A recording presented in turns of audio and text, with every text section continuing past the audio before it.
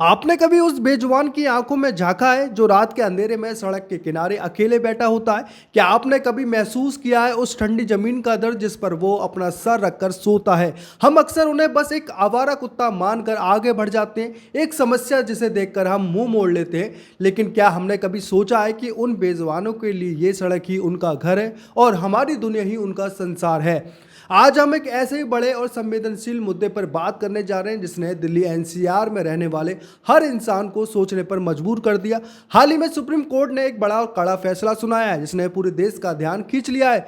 Court ने Delhi NCR के स्थानीय निकायों को आदेश दिया है कि वो आवारा कुत्तों को सड़कों से हटा दें।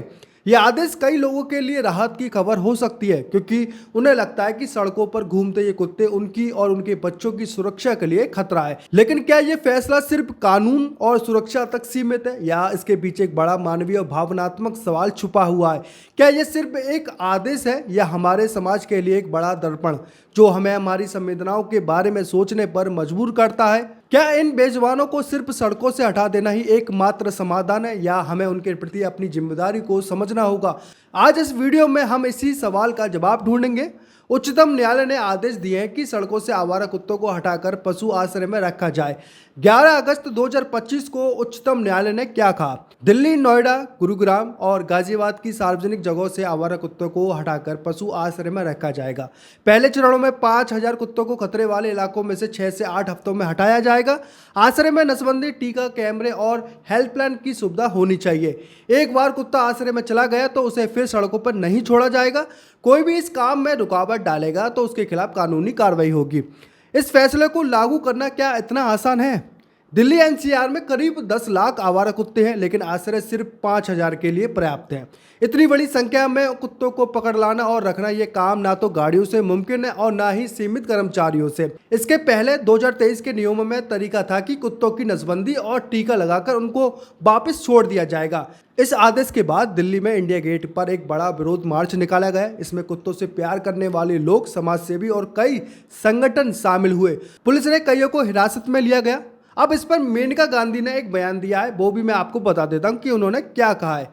मेनका गांधी ने सुप्रीम कोर्ट के उस फैसले का विरोध किया जिस पर कहा गया कि दिल्ली एनसीआर के आवारा कुत्तों को शेल्टर होम में रखा जाएगा। उन्होंने इस फैसले की आलोचना करते हुए कहा कि ये अव्यवहारिक और खर्चीला है। उनका मानना है कि इतने ज्यादा कुत्तों को संभालना संभव नहीं है और इस पर बहुत ज्यादा पैसा खर्च होगा। साथ ही उन्होंने ये भी कहा है कि इससे पर्यावरण का संतुलन बिगड़ सकता है जो कि पूरे इलाके के लिए हानिकारक हो सकता है। मेनका गांधी ने कहा 48 घंटों के अंदर गाजियाबाद और फरीदाबाद से 3 लाख कुत्ते आ जाएंगे क्योंकि दिल्ली में खाना है और जैसे ही आप कुत्तों को हटाएंगे बंदर आ जाएंगे। मैंने अपने घर में भी ऐसा होते हुए देखा है।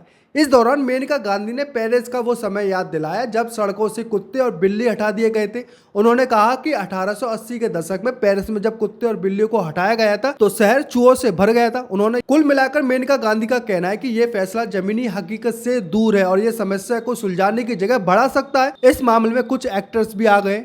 टीवी और फिल्म जगत से भी आवाजें उठने लगी। अभिनेत्री जानवी कपूर, वरुण धवन, वीर दास और रवीना टंडन ने कहा है कि यह आदेश अमल में लाना मुश्किल है और इसमें कुत्तों की जान माल को खतरा हो सकता है। राहुल गांधी ने कहा है ये बेजुबान हमारी गलती से समस्या बने हैं, इन्हें खत्म नहीं करना चाहिए। वहीं कई लोग इस आदेश का समर्थन कर रहे हैं और उनका कहना है कि सड़कों पर कुत्तों के कारण बच्चे और बुजुर्गों की सुरक्षा पर असर पड़ रहा है। पार्क और गलियों में टहलना मुश्किल हो जाता है। उनका मानना है कि आश्रय में रखने से इंसान और कुत्तों दोनों की सुरक्षा होगी। अगर आप कुत्तों से सचमुच प्रेम करते हैं तो उन्हें अपनाएं, उनका पंजीकरण कराएं, समय समय पर टीका और इलाज कराएं।